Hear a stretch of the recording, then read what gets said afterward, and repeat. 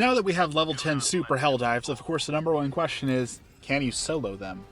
So the gameplay you see all behind me while I'm talking here is me soloing a Super Helldive.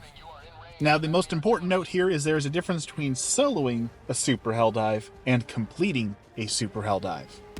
I was able to do the entire objective and extract, but I did none of the side objectives. So obviously the next goal is to complete 100% do the entire map and extract as a solo player. Is it possible? Well, I guess we'll find out. So my general philosophy for doing this challenge and trying to see if it was possible to complete just a regular solo Super Helldive and now complete a Super Helldive is I wanted a mission that wasn't too easy. I think it would be genuinely really easy to do like a blitz where you just knock out all the generators and off you go. Just use like a 380 barrage or maybe like a commando from a distance. So I didn't want to do something that easy. I wanted something I had to actually like touch a control panel for, which is why I did the destroy the airbase mission you see here. However, I don't think that's the hardest of the hardest, and I want your feedback, so please leave a comment down below and tell me which one of these is the hardest mission. A part of me thinks the absolute hardest one to be doing on a level 10 solo Helldive would be something like Geological Survey, where you're forced into fights, which is, of course, the downside to playing solo is you're not great at fights. Maybe even like Nuke the Nurseries, even though bugs are generally considered by a lot of people to be easier, the Nuke Nursery requires you to do a long defense in one area. Speaking of which, I feel like the defend mission would be darn near impossible. That one might be the hardest one. So of all those, or if there's one I didn't mention, what is the absolute hardest mission type to solo on a level 10 Helldive? Leave it down below. I'm going to try and do it. For loadouts for this run, you can see I chose light armor to move really fast. I did choose the extra recon and the recon booster because I wanted to be able to watch my map for enemies coming around because I wanted to avoid engaging in combat at all times. I chose the crossbow not just because it's stealth, but because with the new buff making it one-handed, I actually love the one-handed crossbow.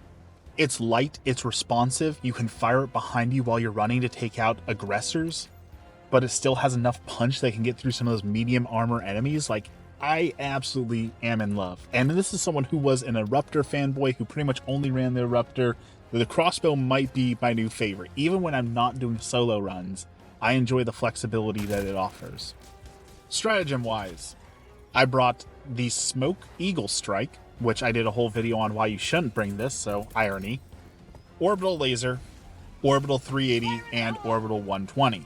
The idea was that I would run up to an objective, toss an orbital on it, walk away, it would take care of the objective for me, especially with the two easier air bases that you don't have to touch the panel for. As well as if there was an area that I was incredibly dug into or needed to clear out, I could throw the 380 auto, walk away, let the enemies kind of do their thing, and then come back and clean it up. The massive downside, of course, being I didn't have anything to take care of heavily armored enemies, so if I ran into Hulks, all I could do was run. I'm thinking for the Super Helldive where I'm going to try and complete the entire map, I'm going to change up a few of these options. I think I'm going to need the EMS mortar to slow down enemies, which will allow me to run in and do the objective while they're stunned, rather than trying to take them all out. I think I might bring something like the las cannon that can do it all. It can take down Hulks, it can take down flying enemies. It's not the most efficient, but no ammo requirements might be the way to go to complete the entire map. I am torn between one of the orbitals. The laser cannon would make the most sense, but with like if I get one of those giant super mega fortresses, a laser cannon can't take that out in one go, whereas like a 380 auto I can use unlimited times, or maybe I could just bring in a mech and wipe the entire fortress with one mech, or even just like grab a commando and stand up on cliff tops and blow up the factories from afar. There's a lot of different tactics that could make this work, and it's just trying to find the one that allows me to stay mobile so I can get around all the enemy patrols, but when I do have to fight, to make that fight end as fast as possible. I can't risk having a long drawn-out fight because then we'll get a call-in, and if there's a call-in, there's no way I'm going to be able to handle a call-in all by myself, especially since I'll probably already have one or two stratagems down because I'll already have been fighting.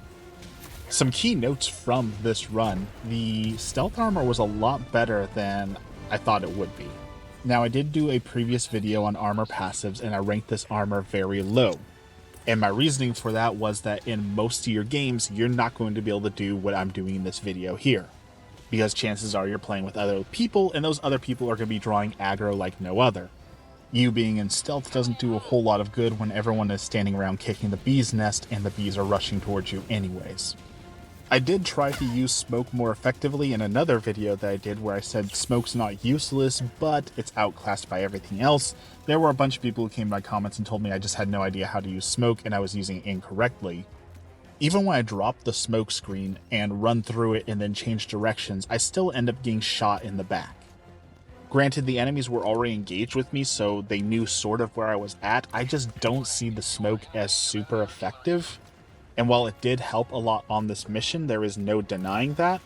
I feel like I could have gotten just as much value out of adding something like a rocket sentry and tossing it way out of the way so the enemies would walk towards that. Or dropping a shield that would make me completely invulnerable while I run through it and buy me more time. Or even just holding the actual ballistic shield to combine with the crossbow now to give me a little bit more cover as well as a little bit more durability. It did come in clutch at the end though. When I was calling in the extract and I had no choice but to fight, being able to obscure the entire area in smoke did seem like it was effective.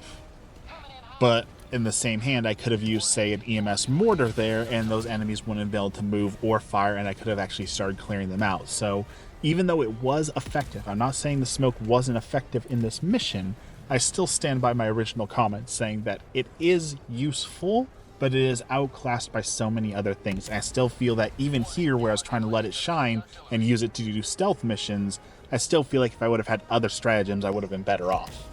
And honestly, I think turret play is going to be the key to completing this challenge and full clearing an entire area, because with a turret, you can toss it way off to the side, and either A, the enemies have to go towards that, giving you an opening to complete an objective or take them down, or they ignore the turret and continue coming after you, but then the turret is slowly taking them down. So using a rocket sentry or an autocannon sentry, I think will be huge.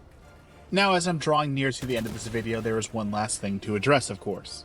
And that is, people say, Waffles, there's already videos on YouTube of people doing this, so what are you talking about?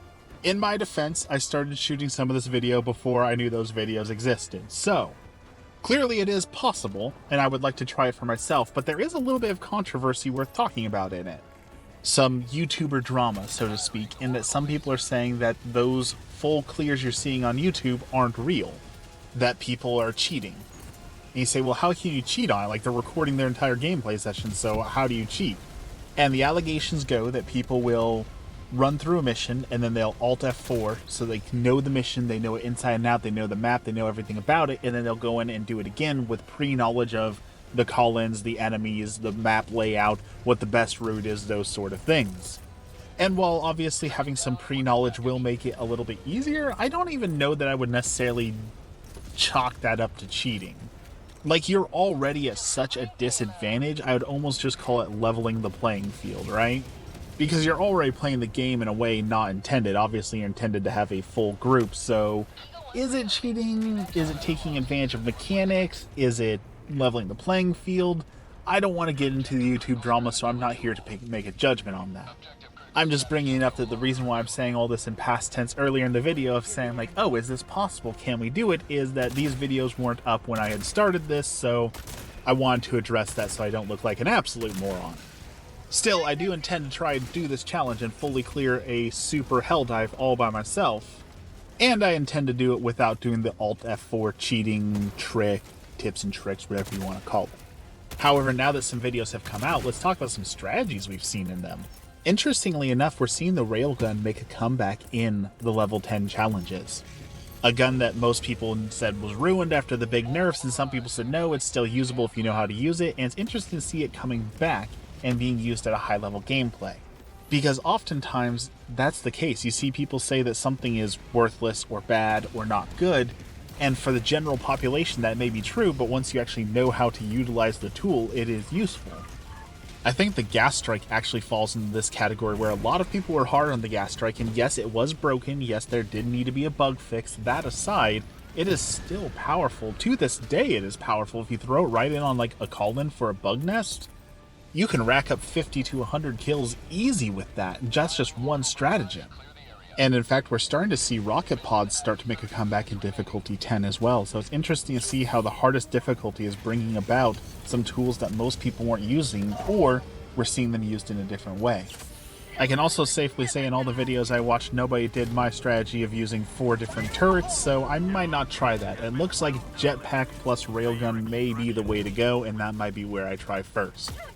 So, all that to say, a long-winded way of saying, yes, you can solo level 10 Super Helldives. It's possible, it's been done, and I'm going to challenge myself to beat it as well. Hopefully some video evidence of that to come, but I have no idea how long it's going to take to get from just beating the mission to full clearing the mission all by myself. Thank you as always for watching, and have a blessed day.